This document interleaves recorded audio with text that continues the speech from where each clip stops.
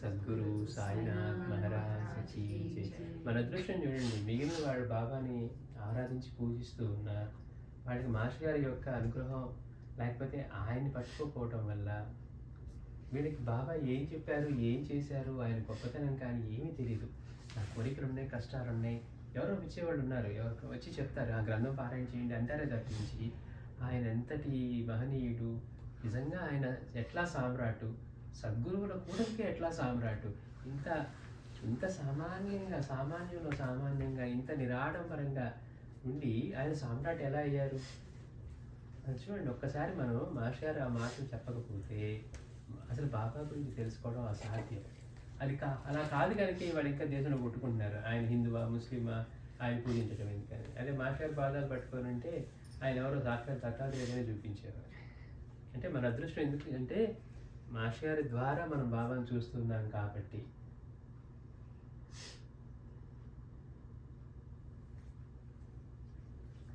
గత వారం కథకి బాబా చెప్పిన కథల్లో ఒక ధనికునికి 5 కొడుకులు 1 కూతురు ఉన్నారట. అందులో అంటే నేను మళ్ళీ గుర్తు చేస్తాను, మర్చిపోయి ఉంటామని. వాళ్ళందరూ కలిసి ఆస్తిని పంచుకున్నారు. బిడ్డలు పంచుకుంటే పెద్ద కొడుకులు 4 కూడా తమ ఆస్తుల్ని స్వాధీనం చేసుకున్నారు, మిగిలిన 2 మాత్రం చేసుకోలేకపోయారట. వాళ్ళు తిరిగి స్వాధీనం చేసుకోలేక ఆకలితో తిరిగి వచ్చి సాయిని ఆశ్రయించారట. వారి వద్ద 6 బండ్ల నిండా నగలున్నాయి, వీటిలో 2ంటిని దొంగలు అపహరించారు, తక్కిన 4 మర్రి చెట్టు క్రింద ఉండిపోయాయి అని చెప్పారు బాబా. కథ బాగుంది బాబా, చాలా ఏదో పంచుకున్నారు, ఆశలు వాళ్ళకి దొరకలేదన్నారు, బండ్లు అన్నారు, నగలు పోయినాయి అన్నారు, మిగిలినేమో నిరర్ధకంగా అక్కడ ఉండిపోయినాయి అన్నారు. దానికి బాబా ఎంత అద్భుతంగా చెప్పారంటే, తండ్రి జీవుడు, కొడుకులు జ్ఞానేంద్రియాలు, పంచ జ్ఞానేంద్రియాలు, కూతురు మనస్సు.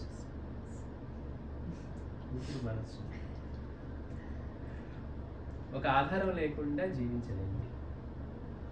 చూడండి ఎంత అద్భుతంగా చెప్తున్నారు.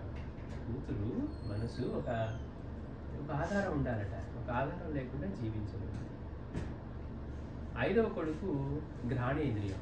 5వ కొడుకు 5 జ్ఞానేంద్రియాలు కదా. ఘ్రాణేంద్రియం అంటే మనకి దేని ద్వారా మనం శ్వాసం తీసుకుంటామో, వాసన చూస్తామో, 5 సెన్సెస్లో ఇది 5వది. ఈ 5వ కొడుకు ఈ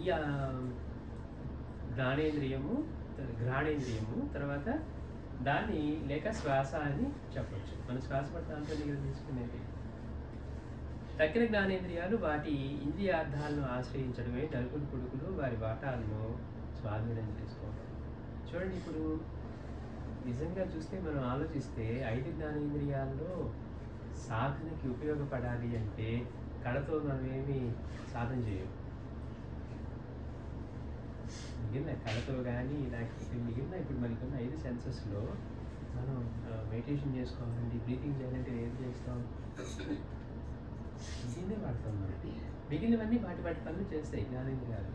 కానీ అందుకని 4 వాటిని ఆశ్రయించి వాటిని స్వాధీనం చేసుకున్నాయి అంటున్నారు. కానీ మనం సాధన చేయాలన్నా, ప్రాణాయామం చేయాలన్నా, ధ్యానం చేయాలన్నా, బ్రీతింగ్ ఎక్సర్సైజ్ చేయాలన్నా మనం వాడేది ఇంద్రియం ఇదే, ఘ్రాణేంద్రియం. ఇది మనసు. ఈ 2 పక్కన ఉండిపోయాయి, మిగిలిన 4 మాత్రం వాడికి రావాల్సినవి వాటిని పట్టుకొని ఉన్నాయి. ఇవి మాత్రం తిరిగి సాయిని ఆశ్రయించాయి ఆకలితో. ఎంత అద్భుతమైన కదా అసలు. మాస్టర్ గారి వివరణ వింటూ ఉంటే మనం కురిపించుకుంటాం.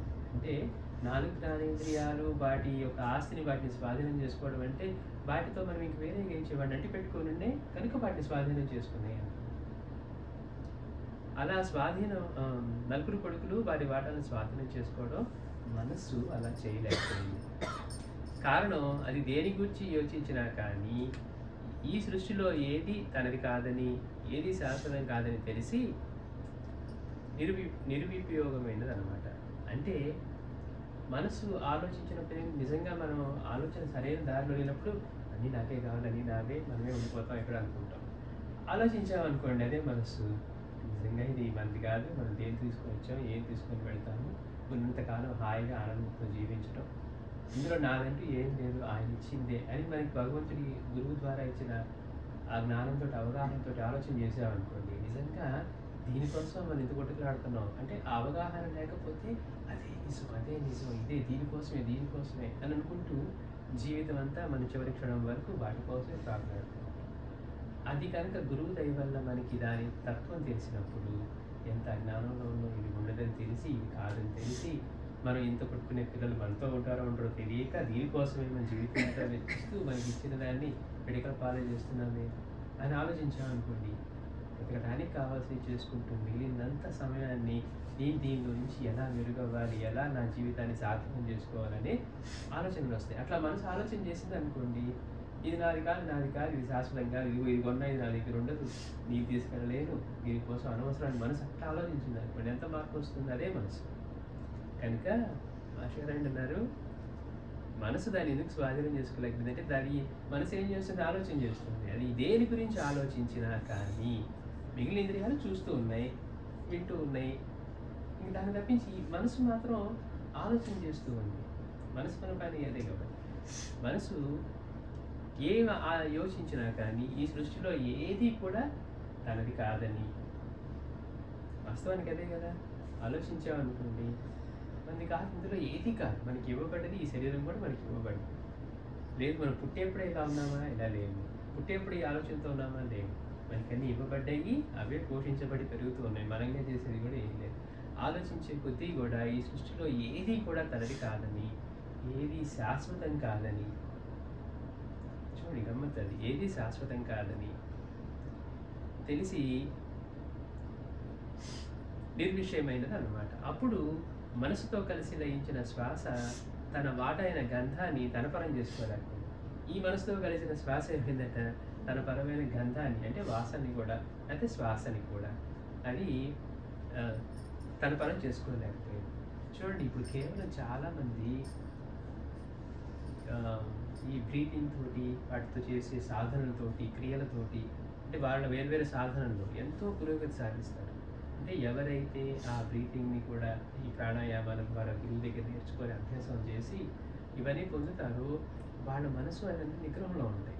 ఎందుకని ఆ రెండు కలిసి పనిచేస్తాయి, మనసు శ్వాస. మనం ఎప్పుడెప్పుడు చెప్పుకుంటూ ఉంటాం, కోపంతో రాగానే బ్రీతింగ్ పెరిగిపోతుంది, పల్స్ పెరిగిపోతుంది, రేట్ కొట్టుకుంటూ ఉంటుంది. ఎందుకని?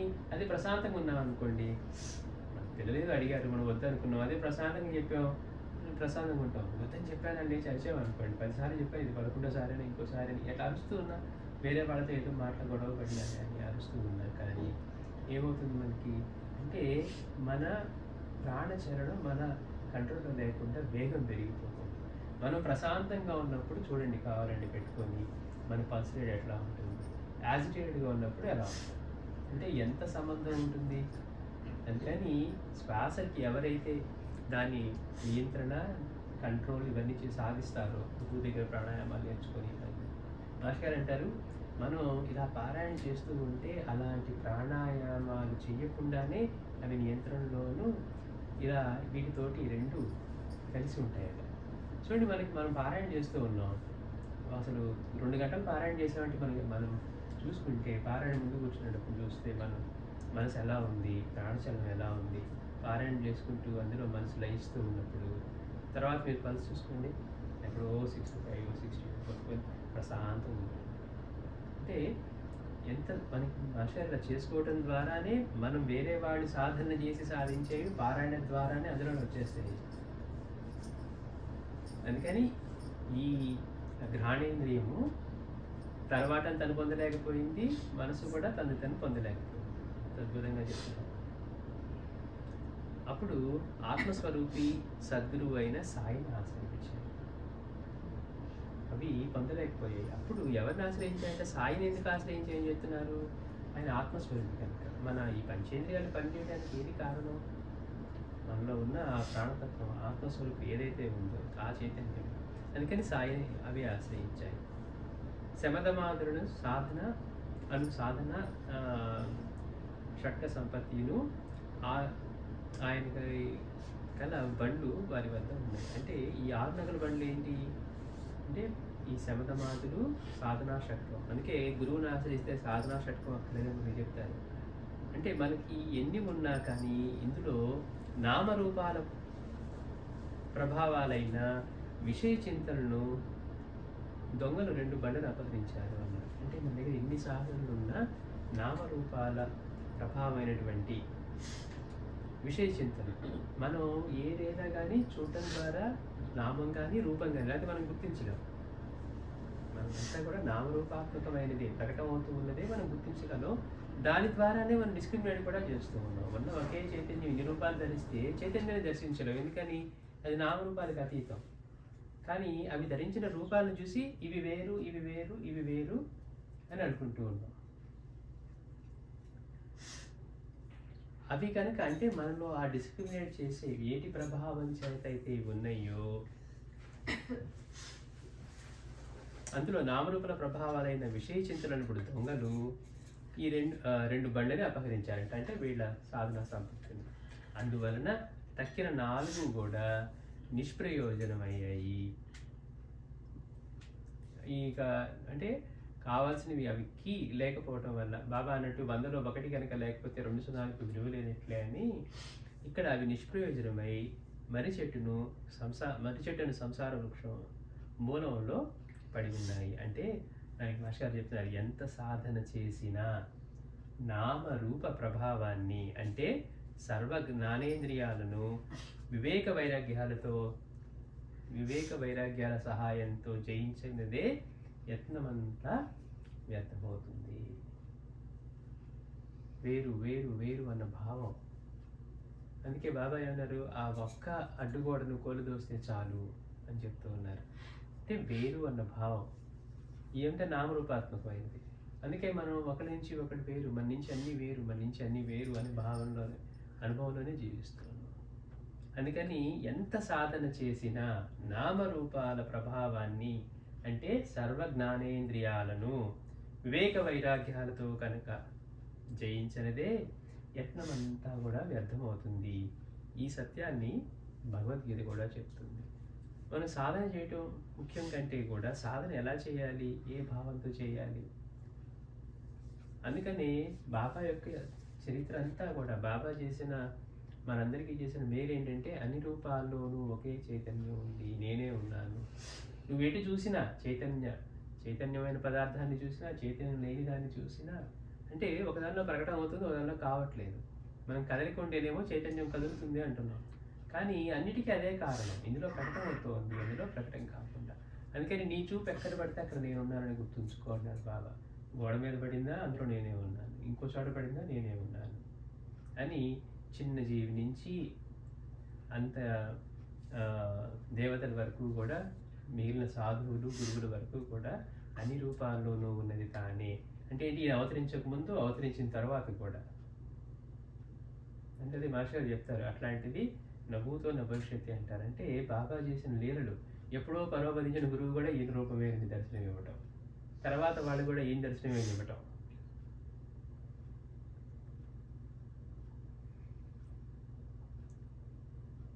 డిసెంబర్ 21, 1911 బాబా ఇలా అన్నారట, నిన్న రాత్రి ఏదో ఆకారం నా మర్మేంద్రియాల మీద చేతుల మీద కొట్టింది. ఏదో బాబా చెప్తున్నారు, నిన్న రాత్రి ఏదో ఆకారం నా మర్మేంద్రియాల మీద చేతుల మీద కొట్టింది. నేను ఆ దెబ్బలకు నూనె రాసుకొని అటు ఇటు తిరిగి బహిర్దేశానికి వెళ్ళి వచ్చి దుని దగ్గర కూర్చున్నాక ఆ బాధ తగ్గింది అన్నారు. మీ ఇందాక దాకా ఇన్నాళ్ళు చెప్పుకునే కథలన్నీ ఏదో కొడుకులు కూతుళ్ళు దోచుకున్నారంటే అర్థమైంది. అంటే అర్థం అవడం అంటే కథ అర్థమైంది, భావం తెలియదు. ఇప్పుడు కథే అర్థం కావట్లేదు. ఎంత లోతుగా ఉంటాయి చూడండి.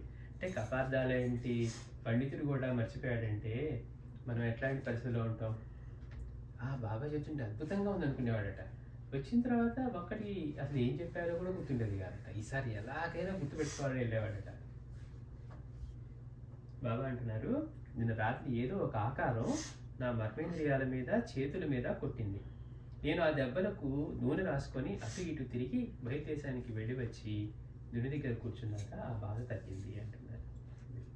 దానికి మాస్టర్ వివరణిస్తున్నారు. ఆ ముందటి రాత్రి దర్వేష్ అనే భక్తునికి ఒక కళ వచ్చింది. ఆ ముందటి రాత్రి దర్వేష్ అనే ఒక భక్తునికి ఒక కళ వచ్చింది. 3 యువతులు, ఒక అంధురాలైన వృద్ధురాలు అతని తలుపు తట్టి విలాసార్థం వచ్చామని చెప్పారు. చూడండి, ఈ దర్వేష్ అనే భక్తుడికి ఒక కళ వచ్చిందట. ఆ కళలో ఏంటి, 3 యువతులు, ఒక అందురాలైన వృద్ధురాలు అతని తలుపు తట్టారట.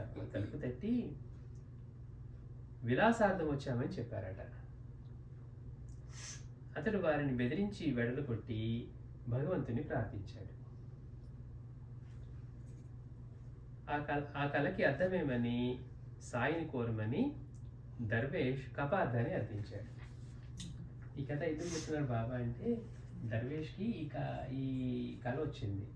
ఆ కళలో అట ఎవరో 3 యువతులు, ఒక అంతురాలైనటువంటి వృద్ధురాలు వచ్చి తలుపు తట్టారట. తలుపు తట్టి ఏం చెప్పారు, తలుపు తీస్తే మేము విలాసార్థం వచ్చామని చెప్పారట. అతను ఏం చేశాడు, వారిని బెదిరించి వెళ్ళకొట్టి భగవంతుణ్ణి ప్రార్థించాడు. ఆ కళకి అర్థం ఏంటి అని చెప్పి బాబాని అడుగు అని చెప్పి కపార్దకి చెప్పాడట దర్వేష్. వారి మసీదు చేరగానే వారేమీ అడుగుకనే, చూడండి ఆయన ఎంతటి సర్వంతర్యామి అంటే, అక్కడ చెప్తున్నాడు నువ్వు బాబా దగ్గరికి వెళ్ళినప్పుడు ఈ కళకి అర్థం ఏంటో కనుక్కో అని. కానీ బాబాకి చెప్తే కానీ తెలిసేసేది, ఇక మనందరం ఎట్లా ఎన్నుకుంటాం.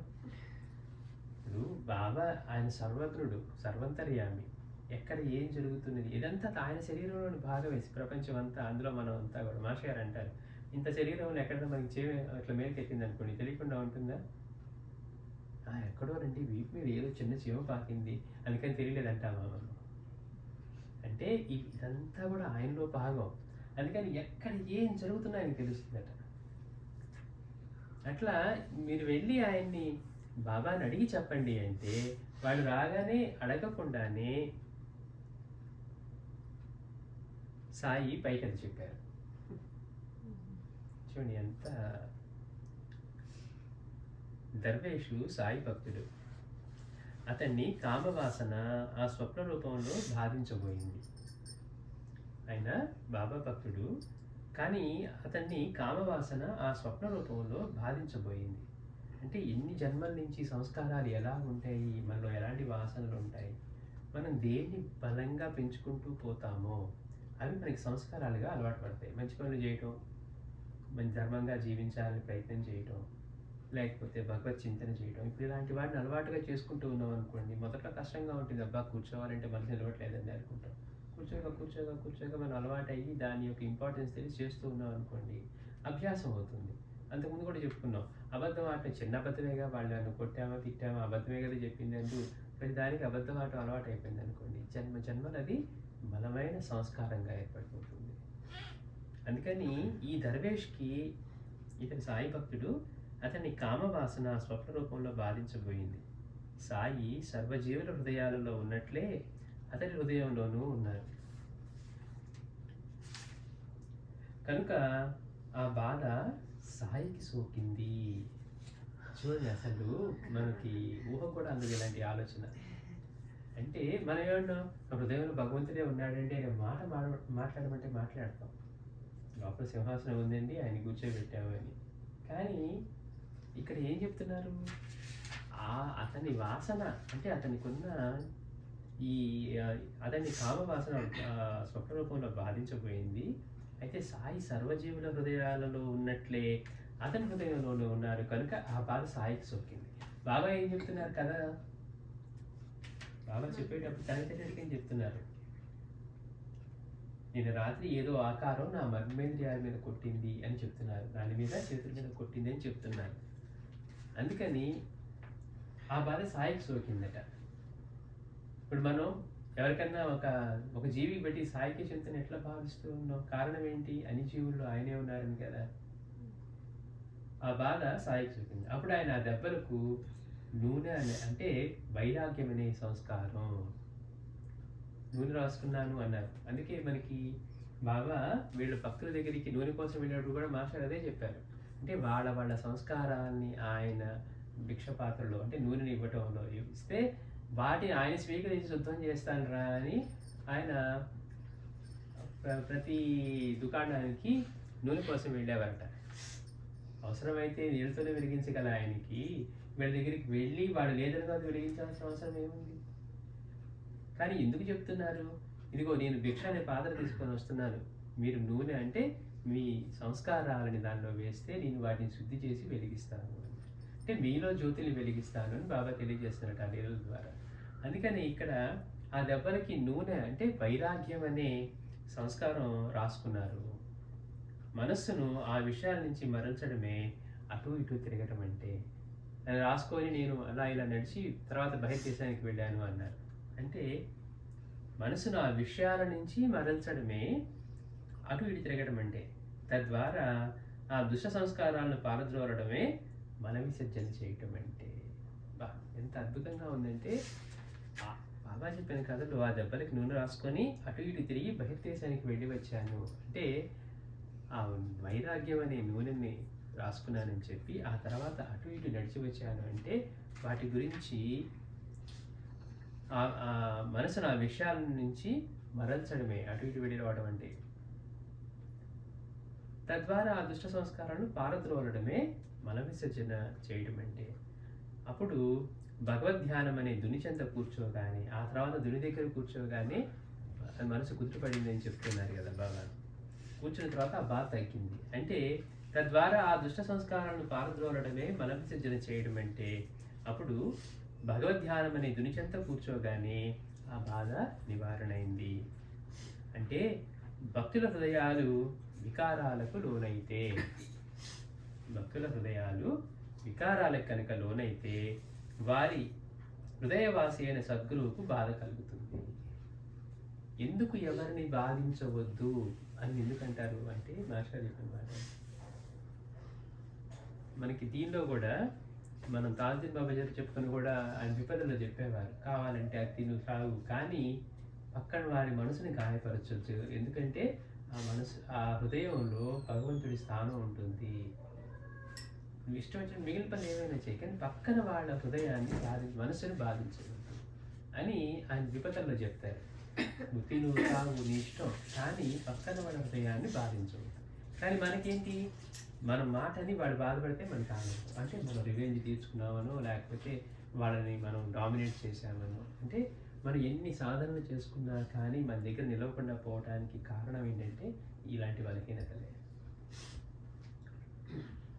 చూడండి అసలు ఎంత అద్భుతంగా చెప్తున్నారండి మాస్టర్ గారు ఇక్కడ. పక్కన వాళ్ళకి అంటే మనం మనసు నొచ్చుకునేట్లుగా చేస్తే అది తగిలేది ఎవరికి అంటే ఆ హృదయంలో ఉంటూ ఉన్న సాయినాథుడికి. అందరి హృదయాల్లోనే ఉన్నాడు, అన్ని జీవుల రూపంలోనే ఉన్నాడు.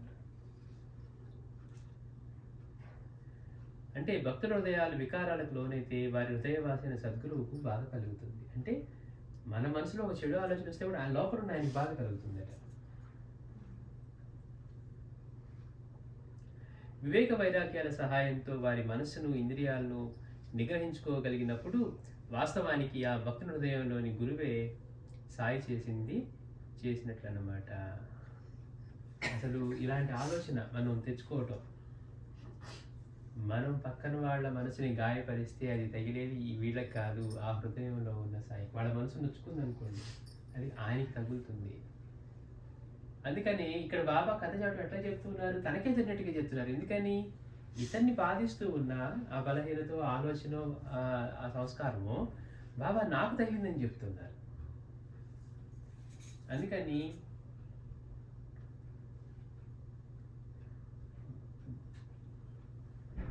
భక్తుల హృదయాలు వికారాలకు లోనైతే వారి హృదయ వాసి అయినటువంటి సద్గురువుకు బాధ కలుగుతుంది.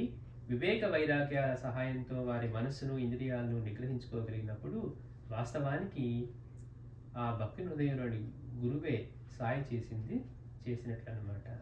దర్వేష కామవాసనకు లొంగినట్లయితే సాయి తమ ఎవరో బెడలు కొట్టినట్లు చెప్పేవారే. చూడండి, అతని కనుక ఆ బలహీనతకి లొంగి ఉంటే అప్పుడు బాబా ఏం చెప్పేవారు, నన్ను వెళ్ళగొట్టాడని చెప్పేవారట. కానీ నన్ను కొట్టాడు అని చెప్పారు. అంటే ఏంటి, ఇతను లొంగలేదు. ఆ స్వప్నంలో కూడా అలాంటి బలహీనతకి అతను లొంగకుండా వాళ్ళని బెదిరించి వెళ్ళగొట్టాడు. వాళ్ళు ఏమన్నారు, మేము విలాసార్థం వచ్చామన్నారు. అన్న కానీ ఇతను ఏం చేశాడు, ఇతను బాబా భక్తుడు కనుక వాటిని భయపెట్టేలా వెళ్ళగొట్టాడు. అందుకని బాబా ఇక్కడ నన్ను వెళ్ళగొట్టారు అన్నట్లయితే అంటే నేను అక్కడే ఉన్నాను, బాబా నీ హృదయంలో సింహాసనం వేసాం కానీ ఇప్పుడు ప్రస్తుతం ఖాళీగా లేదు, మీరు దిగండి అని చెప్పలా. చాలామంది ఇదే చెప్తూ ఉంటారనమాట. మన హృదయంలోనే ఉన్నారు అనుకున్నా, మనం చేసే పనులు లోపల ఆయనకి తెలుస్తూ ఉంటాయి హృదయాంతరవర్తికి అని. అందుకని అసలు ఎంత ప్రెసిషన్ అంటే, పర్ఫెక్షన్ అంటే, బాబా వాడిన మాటల్లో అంటే ఇతని కనుక లొంగి ఉంటే ఎట్లా మాట్లాడుండేవారు, ఇతని ఆలోచనకి లొంగకుండా వాళ్ళని భయపెట్టి వెళ్ళగొట్టినట్టుగా కల్లో చేశాడు కనుక.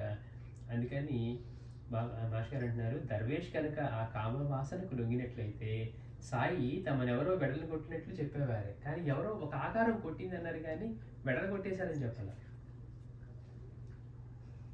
దీన్ని బట్టి భక్తుల హృదయాలు వికారాలకు లొంగినప్పుడు సద్గురువుకి ఎంతో బాధ కలుగుతుంది.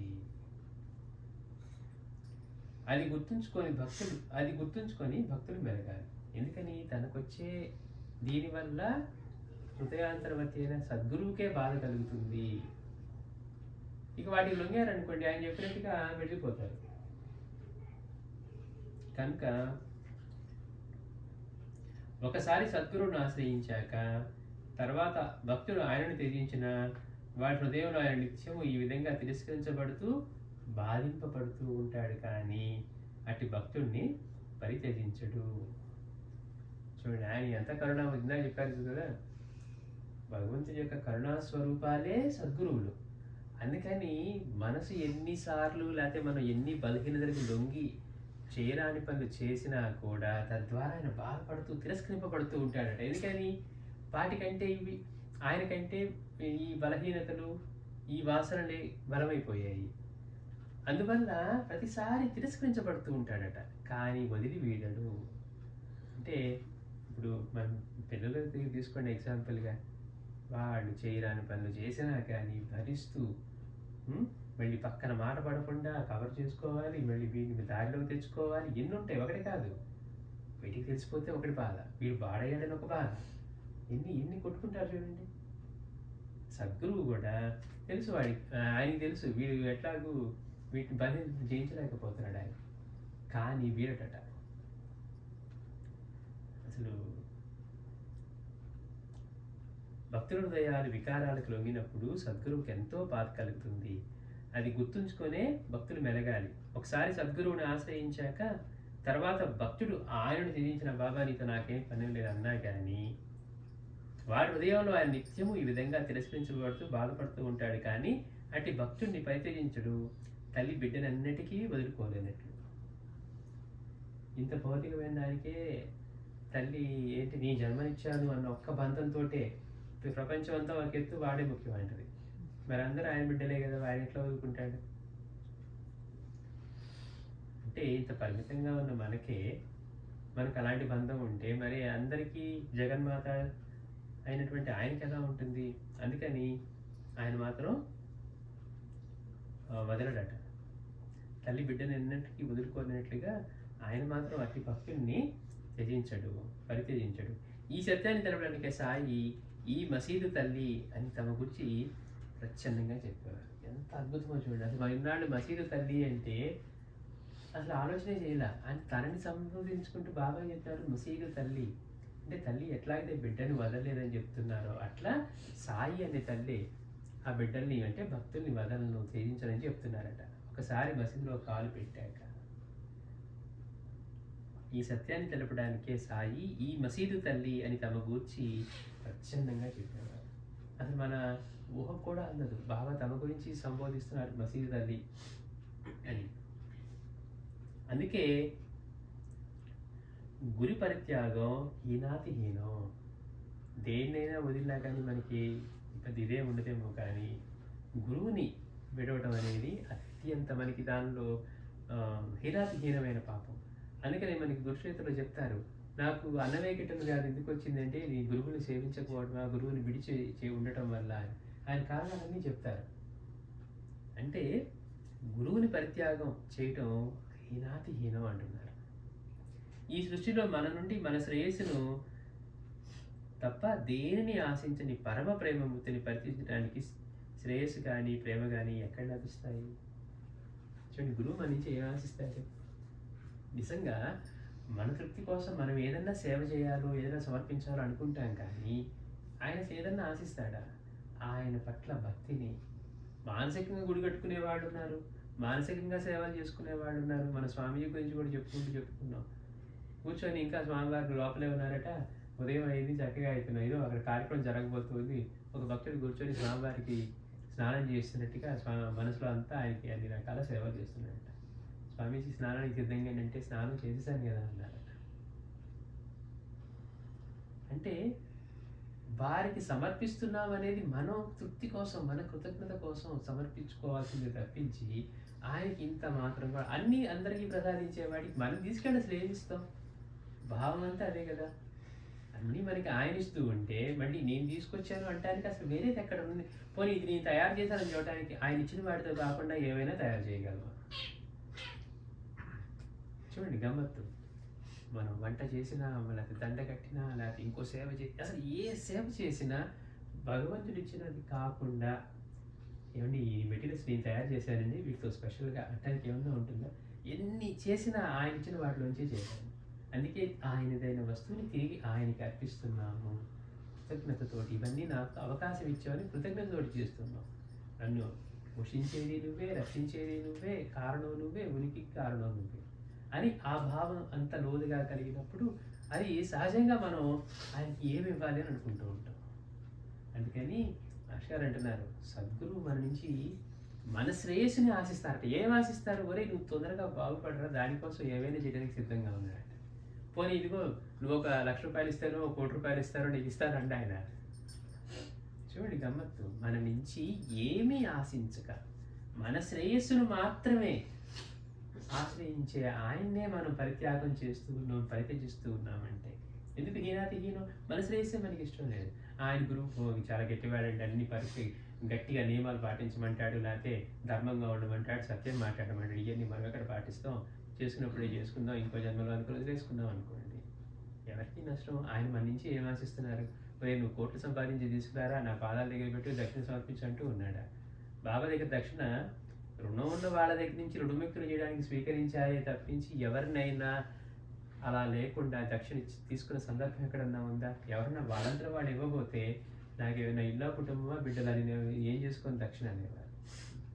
చూడండి, మనం కనుక ఆలోచిస్తే బాబా తీసుకున్న దక్షిణ కూడా మనకి రుణానుబంధాలు ఏమన్నా ఉండి మనం మొక్కుకొని చెల్లించకపోయినా వేరే చేసిన అది తీర్చడానికి, లేదా వీడికి ఏదన్నా మేలు చేయాలని చేసినప్పుడు వీడికి ఎట్లాంటి పుణ్యం లేకపోతే ఆ దక్షిణ తీసుకొని వాడికి ఆ పుణ్యాన్ని సమకూర్చి వాడికి ఫలిపించేవాడట. మనం ఇలామృతం అంతా కూడా అదే చెప్తారు. ఈ సృష్టిలో ఎవరన్నా కానీ మన శ్రేయస్సు కోరుకునేవారు అంటే గురువు తప్పించి ఒకడుంటారు. తల్లిదండ్రులు ఏమంటారు, వీడు బాగా ఎదగాలి, మనం కూడా చూసుకోవాలి, లేకపోతే ఇంకేదో చేయాలనుకుంటారు భౌతికంగా, అంతే తప్పించి వీడు దుఃఖ విముక్తి పొందాలి, లేకపోతే కారణ జన్ముడు అవ్వాలి అని ఎవరన్నా అనుకుంటారు. మహా ఇప్పుడైతే తొందరగా వెళ్ళాలి, ఆ దేశం వెళ్ళాలి, డబ్బులు సంపాదించుకోవాలి, ఇది మూటలు కట్టుకోవాలి అనుకునే వాళ్ళే. కానీ వీడు మనిషిగా ఎదిగి నలుగురికి ఉపయోగపడాలి, లేకపోతే వీడు ఏదైనా చేసుకుంటే 10 మందికి ప్రయోజనకారిగా ఉండాలి, వాడికి సహాయపడాలని ఏ తల్లిదండ్రులు కోరుకుంటారు చెప్పండి? అంటే ఊరికే మనసులో కోరుకోవటం వేరు, దాన్ని చేస్తూ ఉన్న ప్రోత్సహించగలగటం వేరు. అసలు అలాంటి లక్ష్యాలతో నేర్పడం వేరు, పెంచడం వేరు. సంస్కారం ఎలా ఉన్నా ఉండలేమండి, కనీసం మనమంత ప్రయత్నంగా కూడా అలా చేయం. మన ఉద్దేశంలో బాగుండడం అంటే బాగా సంపాదించుకొని అన్ని ఇంట్లో నేర్పరచుకొని ఉండటమే బాగా ఉండటం.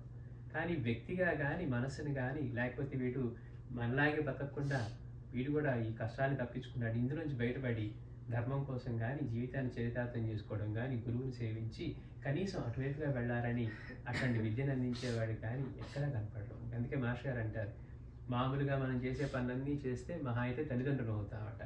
ఎవరికైతే ఆధ్యాత్మిక విద్యని మాస్టర్ గారు రాసిన ఏది నిజంలో చెప్తారు, ఈ విద్యని అందించి వాళ్ళలో వివేకాన్ని కలిగించేవాడు మాతృమూర్తులు అవుతారు అన్నారు. తల్లి అవ్వటము మాతృమూర్తి అవడానికి ఎంత తేడా నిలిపారు అంటే ఎందుకు? వీళ్ళకి కేవలం పెట్టాము, మనం కన్నాం కాబట్టి పెంచాము ఇలా కాదు.